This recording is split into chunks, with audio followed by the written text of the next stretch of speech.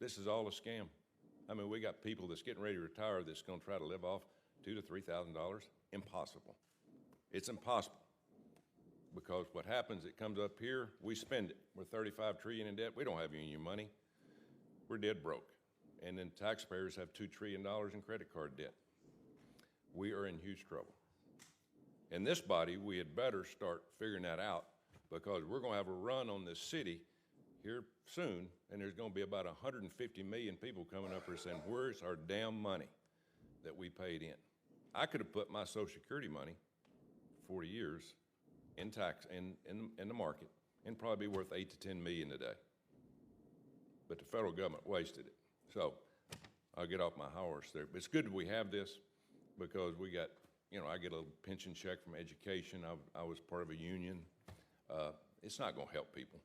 People are going to have to work, continue to work longer and longer. Am I right, Ms. Ginger? Can you say something about Social Security and it being taxed for some reason? We're taxing people for the second time on Social Security that they put into an account.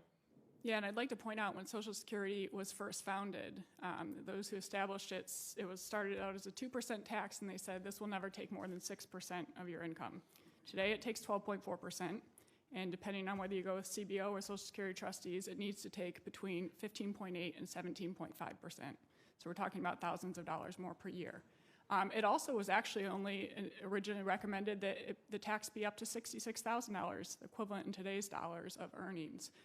But over time, it has expanded massively, and the money has been spent every year. So whereas everybody thinks this money's been set aside for me, no, for the past 13 years, every dollar that has gone out of workers' paychecks has gone immediately to pay promised benefits. And that's what happens when you have a system that enables those in charge of it to spend the money in the immediate term and leave the buck to the next generation that's coming along. And because Social Security has grown so much, it's actually to the detriment of lower income workers in particular, who have to pay such a large share of their paycheck to Social Security.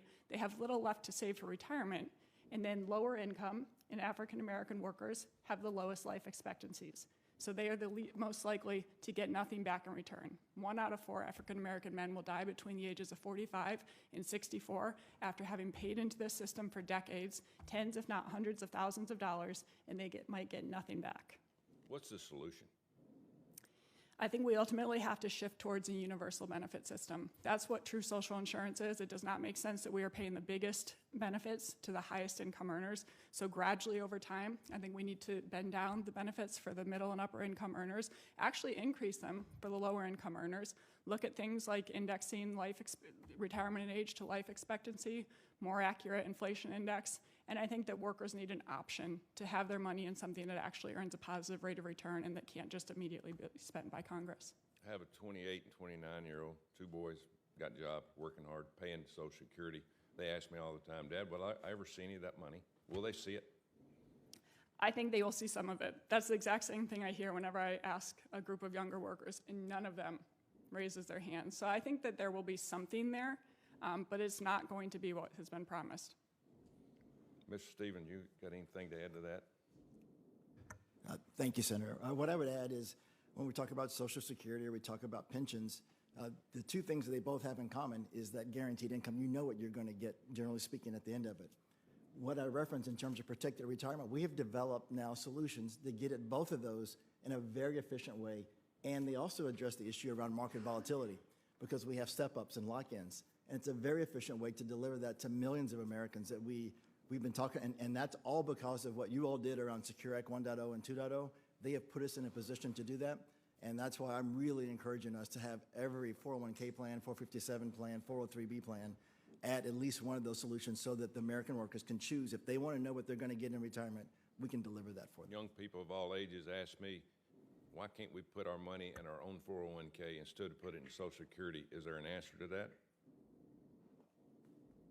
I think what I love is that they're asking the right question. Savings in any way is a good thing, and I think there's a place for Social Security, there's a place for pensions, and there's certainly a place for what we're doing in 401k plans. Thank you. Senator Hassan. Thank you.